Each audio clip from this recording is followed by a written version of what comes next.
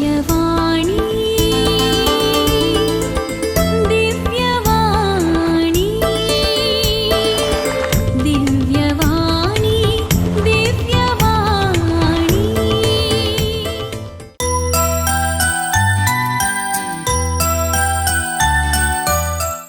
मन जातीमध्ये एक गुण आमकां पळोवंक मेळटा. आतां मन जातीमध्ये 2 प्रकारचे मन जाती असतात चडश्यो. दादली मनजात आनी स्त्री मनजात.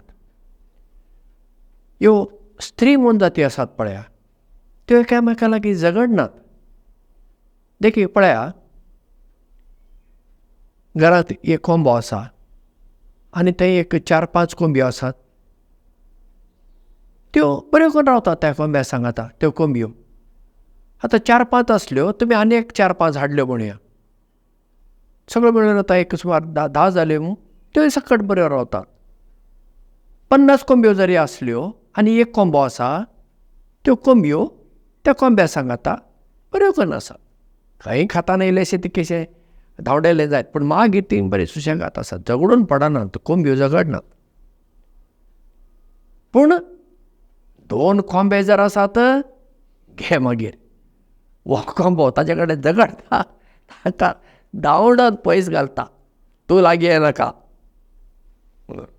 कोंबे आपल्या कोंब्या लागीं येवंक तो ताका दिना त्या कोंब्याक. हें हर एक मन जातीन घडटा. शिव पळया, त्यो शिविणी आसात, लायनेस, त्यो बऱ्यो करून रावतात एकवटान.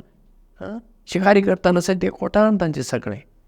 पूण 2 शिव आसा जाल्यार तो कोण मुखेल आसा पळय ताका तुवें खाल जावन रावला मात जाता, ना जाल्यार घे मागीर झगडे पेट्टा. म्हणजे मन जातीमध्ये ह्यो स्त्री मन जात्यो मोगान एकवटान रावतात. मनशा कडेन येताना पळया इल्लेशें उलटें जाता. दादले झगडटात कांय कारणांखातीर, ना म्हणना आसा. पूण स्त्रियो झगडटात. आवय धुवेचे एके बुटी पडना. माय सोनाचे तरी उलयच नाकात. ते आदल्या काळार पासून ही काणी चलत आयला, आतांय चलता आनी मुखारी चलतलीशी दिसता. तांचे कशेंच माय आनी सुरेचे पडना पळया.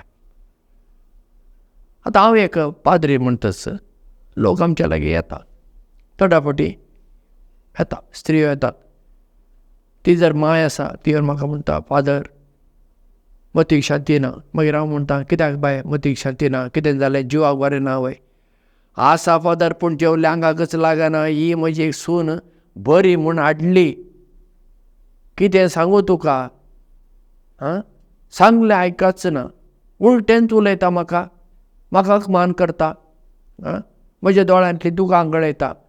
आतां म्हाका ह्या घरांत रावंकच मन ना. दुसरी वाट नासतना हांव आसा फादर, करचें कितें तुमी सांगा. तेन्ना हांव ते सासूबायक म्हणटा, तुका धुवो आसात न्हू? वय फादर, एकली धूव आसा.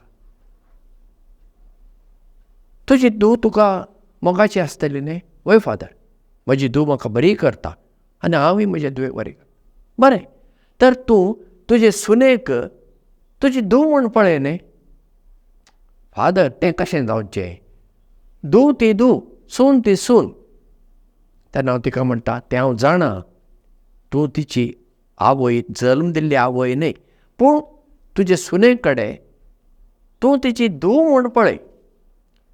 जेन्ना तूं धूव म्हूण पळयताय तेन्ना ती कितें चूक करता पळय, त्या चुकी कडेन तूं केन्ना केन्ना एक दोळो धांपताय, केन्ना केन्ना दोनूय दोळे धांपूंक तूं तयार आसाय, कित्याक ती तुजी धूव.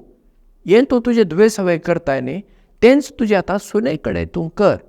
तिका तूं तुजी सून म्हूण पळोवं नाका, तुजी धूव म्हूण पळय. म्हणजे तुजी आतां नदर आसा पळया, ती सारकी 360 डिग्री घुंवोवंक जाय. सून आसली आतां तुका ती धूव जाता. जेन्ना तूं तिका धूव म्हूण पळयता न्ही, जायत्यो संगती तुका मागीर राग हाडिनात, वा तुजो राग उणो जाता, वा आयल्यारय भोव थोडो येता. केन्ना केन्ना तरणाट्यो स्त्रियो येतात काजारी आनी मागीर उलयतना म्हणटात, फादर म्हजी एक सासूमाय आसा, व्हडली राक्षीण फादर, तिका कितें नांव दिवचें हांव जाणा, लुसिफरच ती, सैतानच ती. हें करिनाका, तशें करिनाका, अशें कर. हांवें कितें केलां रे, तिका समाधान ना. तिणें केल्लेंच सारकें, तें अशें करूंक जाय, तशें करूंक जाय, आनी दुसऱ्या मुखार म्हजें नांव पाड करता. ह्या घरांत आतां म्हाका रावूंक मन ना फादर. हांवें म्हज्या घरकाराक सांगलां, आतां एकच तुजी आवय नाजाल्यार हांव तो विचोण कर. हें घर आतां म्हाका येमकोण जाल्लें आसा. तूं निर्धार करिना जाल्यार हांव वेतां, म्हज्या आवयक हांव वेतां, अशें म्हाका सांगचें पडटा आतां. तेन्ना ते तरणाटे स्त्रीक हांव म्हणटा, भयणी, तूं तुजे सासूमाये कडेन सासूमाय म्हूण कित्याक पळयताय? तुका आवय आसा मू? वय फादर. तुका आवय बरी लागता मू? वय फादर. मागीर तुका आवय बरी लागता, तूं हिचे कडेन तुजी आवय म्हूण पळय. फादर, तिणें म्हाका जल्म खंय दिला, ती म्हजी आवय कशी जावची? अशें थोड्या फावटी ती म्हणटात. हांव म्हणटा, तें हांव जाणा, पूण तूं सासूमाये कडेन तुजी आवय म्हूण पळोवंक लागशी जाल्यार तुजी नदर बदलता. मागीर तिणें सांगल्यो गजाली त्यो तुका तितल्यो लागनात. कित्याक आतां आवय तुका कितें सांगना घरांत, सांगता न्ही, तुजें कितें चुकल्यार आवय तुका दाखोवन दिता न्ही, पूण तूं आवयचेर चड रागार जाताय ना. कितली जावं ती म्हजी आवय, जल्म दिल्ली आवय, तिका हांवें सांबाळूंक जाय, अशें चिंतपान तूं आवय कडेन चलताय, वागताय मू, तेंच तुजे सासूमाये कडेन कर. अशें केल्यार तुका सासूमाय ती सासूमाय जावन उरची ना, ती तुजी आवय जातली. पळया, चिंतप बदलूंक जाय. चिंतप बदलल्यार आमचे संबंद बदलता, आनी संबंद जेन्ना तो मोगाचो जाता तेन्ना आमी कितलेय सोसूंक तयार आसा. कित्याक आमच्या मोगाच्या मनशांचे पळय चुकी जातात न्ही, त्यो आमी भोगसूंक तयार आसा. कित्याक ती आमची मोगाची मनशां, देखून आमी तें सगळें सोंसता, भोगशिता न्ही. हें जावंक जाय.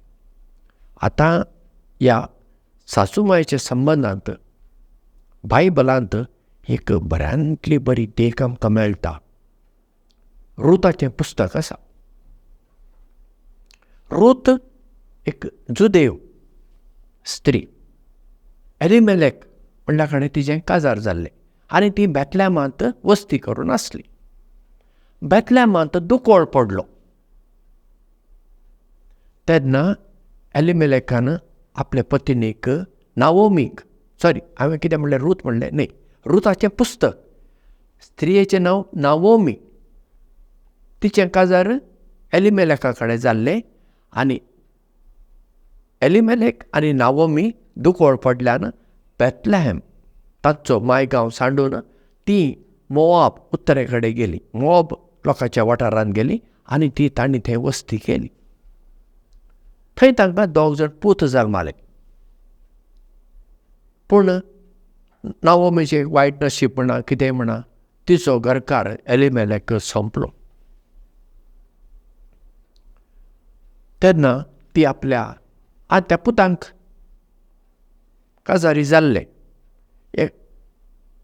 एकले सुनेचें नांव ऑर्फा आनी दुसरी सून रूत.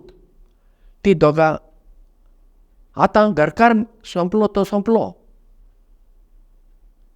तिचे पोतूय संपले. दोगी जाण केदोळ्ळो आख्खांत नावोमीचेर, घरकारूय ना आनी आतां पोतूय नात.